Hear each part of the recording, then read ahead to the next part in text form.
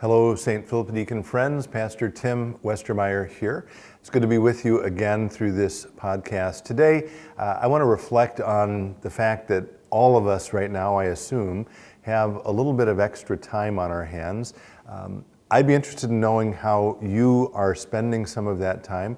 I have no illusions here that you are all readers or that you want to read books, but today I thought I would share with you some books that I have found meaningful and helpful over the years. I actually have a feeling I'm going to be returning to some of these. I have many in my office, of course, and as I was preparing for this message, I was actually enjoying flipping through the pages of some of them. So I'll share a few this morning with you, and we'll put a list in the comments below of some of these just in case you are trying to scribble quickly and get titles or authors. We'll try to include all of these in the comments. So the first author I want to lift up, I mentioned in the last podcast, is Frederick Buechner, B-U-E-C-H-N-E-R. He's one of my favorites. I have a lot of books by him.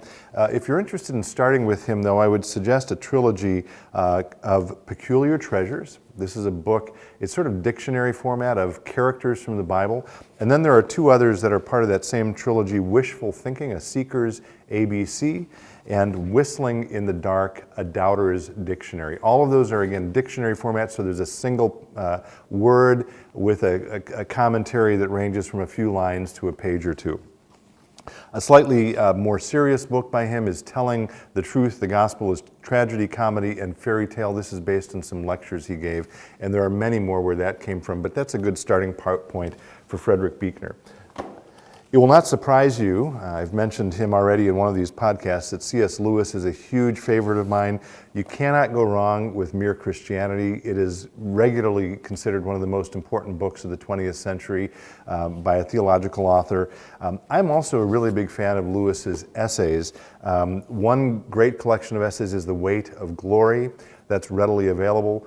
Interestingly, the title of that collection is based on a sermon. He did not give many sermons, but he gave a few. The Weight of Glory is one sermon during which he got choked up in the middle of it, had to sit down. They sang a hymn while he collected himself and concluded the sermon after he had done so. The collection of essays that got me hooked on Lewis more than any other, and I don't know how readily available this book is called Fern-Seed and Elephants, based on the title of one of those essays.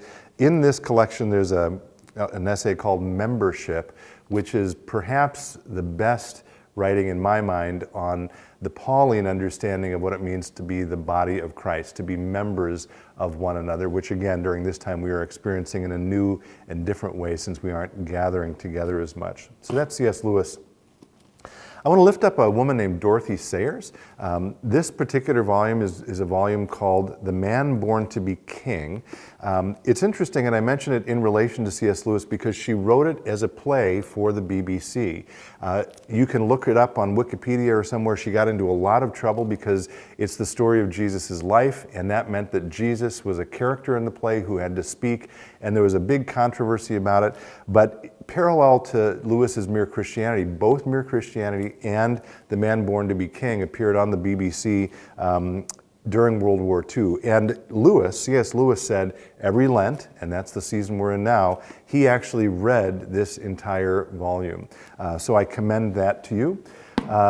Thomas Merton, we included on the Facebook page a quote from Thomas Merton, which was helpful to many in the last week. This little book, he was a Trappist monk, is called Thoughts in Solitude. It's kind of a poetic work. I would lift up, I'm not going to read it for you here, but in part 2, which is called The Love of Solitude, appropriate right now as many of us are more isolated.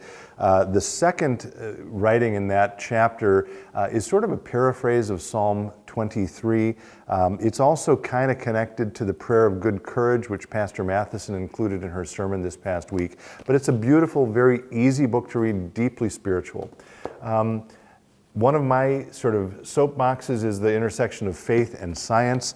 I have all kinds of books I could recommend there, but two I will lift up are Would You Baptize an Extraterrestrial? This is based on actual emails received by the Vatican Observatory in Rome or outside of Rome, about an hour. The other is called The Genesis of Science by James Hannam. Both of these are connected to past faith and life speakers. And then two final ones I'll mention quickly. One of them was a book club here at St. Philip the Deacon read in this past year. It's by Robert Barron called Arguing Religion, based on talks he gave at Google and Facebook. It's not a long book. Barron is an unapologetically intellectual writer. He believes as Christians, part of what we're called to do is better understand our faith. I would commend all of his podcasts to you. You can find him again, Robert Barron. He runs something called The Word on Fire Ministries. He's a Catholic bishop, but a very important thinker and writer, and I would commend that to you. And then finally, a book called The Jesuit Guide to Almost Everything, A Spirituality for Real Life. I'll let that book speak for itself. It's very down to earth.